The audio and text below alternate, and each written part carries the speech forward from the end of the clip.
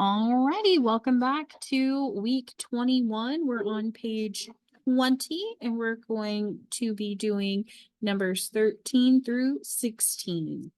Let's go, let's go. All right, we're comparing fractions. It says fill in the greater than, less than, or equal to in the circles. Check this out. They were nice to us. They gave us common denominators. When the denominators are the same, all we have to do is compare our numerators. Which one is greater, 2 or 3? 3 is greater than 2.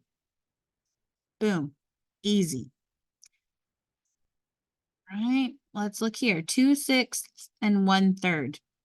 Those don't match. So I'm going to make an EFT, equivalent fraction table. That's where I multiply my numerator and denominator by their position or place.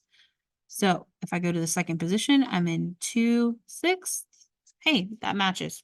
Actually, that matches exactly. They're going to be equal. Number 14, it says Taylor earned $250 selling jewelry. It cost her $113 to make the jewelry. How much profit did she make? Well, remember, when we are looking at profit, that's going to be easy as pie. Profit is equal to income minus expenses. So if I'm trying to find profit, that's going to be how much she earned minus how much it cost her to make it. Right? So let's line up our numbers. 250 minus 113. 0 minus 3, we have to borrow. 4 minus 1 is 3. 2 minus 1 is 1. So her profit is equal to $137. Number 15, use the word bank to fill in the words below.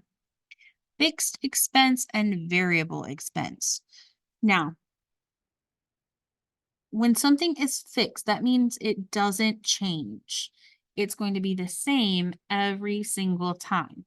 So this is the one where this is the same. Now, when we think about variables, I like to look at it like this. Variables can go up or down, right? They can go up, down, back up. They are going to change. When we think about fixed expenses, these are things like rent or a car payment, right? Those are examples of fixed expenses. They don't typically change whether you sleep at your apartment for 2 nights or 50 nights. It's not going to change, right? The rent's going to stay the same. But a variable expense might be something like groceries, right? The more groceries you buy, the more expensive it's going to be. If you only go to HEB for yogurt versus you go to HEB and you buy 2 steaks, yogurt, ice cream, and something else, those are going to be different, right? So let's look here. When the cost of something changes each month, it's called a variable expense. I'm fine if you put EXP because I know what that means. When something stays the same, look at that. I even used the right words. Kiss my brain. When something stays the same, it's called a fixed expense. Awesome. Okay, it says write 3 fractions that are equivalent to 1/2. Well, if I want to do that easily, I'm just going to make an equivalent fraction table, right? I'm going to multiply my numerator and denominator by my position.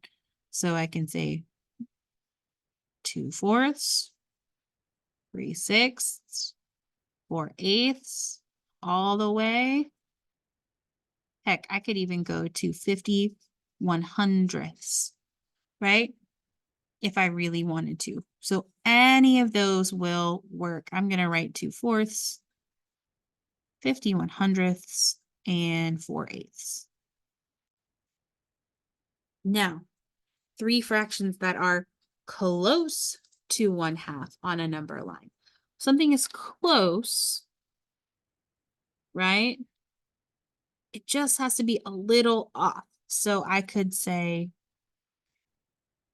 5/8, or I could say 49/100ths. That's really close, right? Or I could say 4/6. All of those, right? Because 3/6 is 1/2. All of those are going to be close to 100, to 1/2.